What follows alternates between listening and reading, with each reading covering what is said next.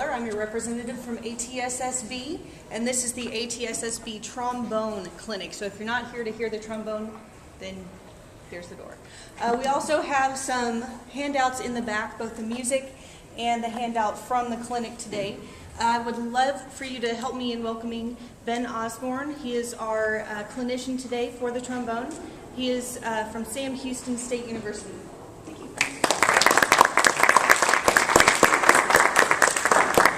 Thank you very much. I do teach at Sam Houston State. I also play second trombone in the Austin Symphony, and I'm here as an exhibitor as well for the Edwards Instrument Company. So if after all this is over, you guys want to talk about equipment or have any questions, you can come find me down at the Edwards booth, and we can talk as long as we want there. So since this is such a short amount of time, fortunately there's a lot of my thoughts on the page. So you can see it and follow along, refer to it. I think that'll be up on the website.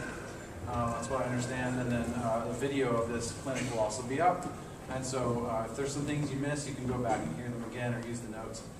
I hope you're warmed up your vocal cords. We'll probably do some singing together as part of the clinic. It's something I like to do with students and for myself as well. The first thing, I just want to talk a little bit about what I listen for when I'm a judge on like all regional or all state audition. And then talk a little bit about each piece. I'll play the first one, talk a little bit about the second one, I'll play the second one.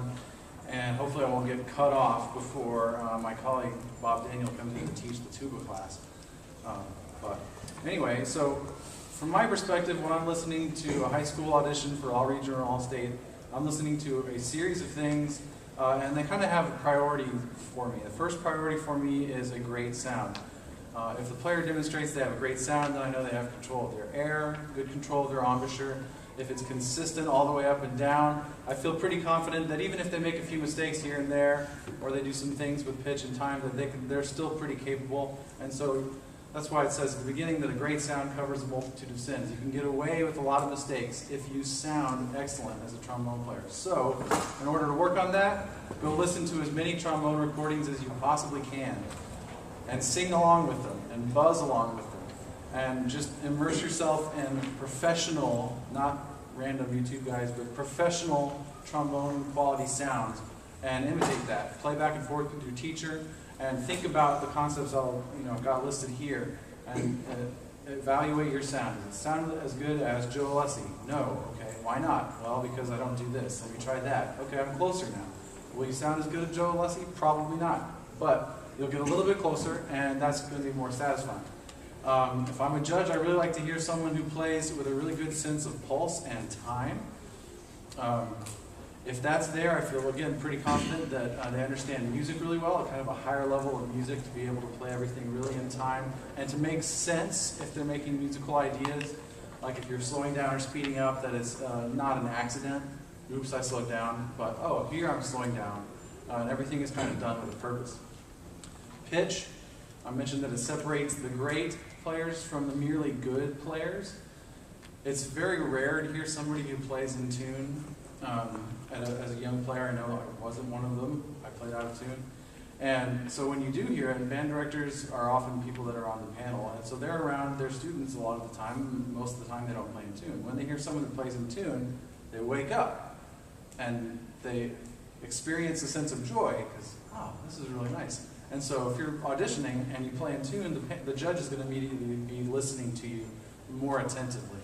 And so there's a couple of suggestions of how to work with pitch, certainly using a tuner. I like to use a drone, so today you guys are going to be my drone.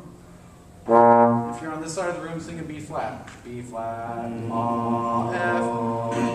sing an F, and then when you have a drone going, keep singing. You just sort of play slowly, scales.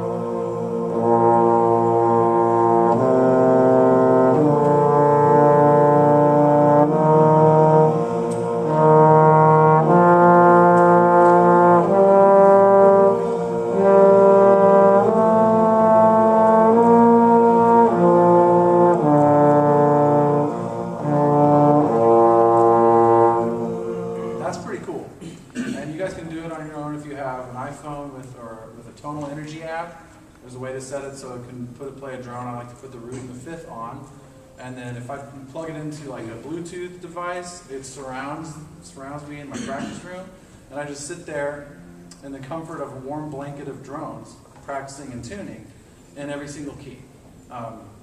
You'll learn to play and tune better, you'll develop a better sense of pitch, and the judge is going to wake up when they hear you play. Okay. Then articulation. This is where most, I think, young players go wrong, is they use too much tongue or not enough tongue.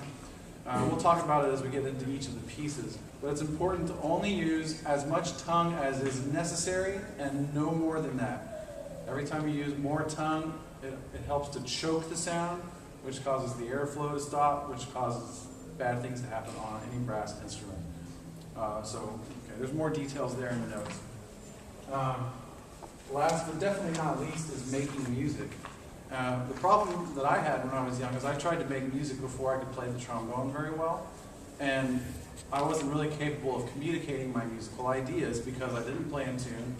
My sound was always pretty good. That was one of the good things I had. I wasn't consistent with my embouchure. My airflow was weak, but I was really musical. However, it's really hard for a judge listening to pick out all the musical ideas when there's so many things that distract from the musical ideas you're trying to make. So I like to emphasize fundamentals and technique, not at the exclusion of music, but so that you have the freedom to make music once you've developed your fundamentals and technique to a certain level. And I'm always working on that. So I like to just play really simple, boring exercises, have my articulation be perfect, my tone be exactly right, start at the beginning with the metronome.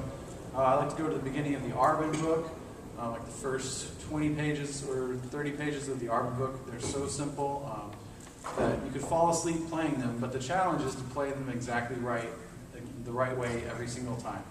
Then when you've done that, the music that you see in front of you, which is kind of crazy, gets a little bit easier. Trust me, it does get easier. So it's worth doing the boring stuff. If you're serious about practicing and getting better, then maybe 90 minutes of solid practicing, you might devote 45 minutes to an hour to fundamentals, and then 30 minutes to the music. It's just kind of a rough guess.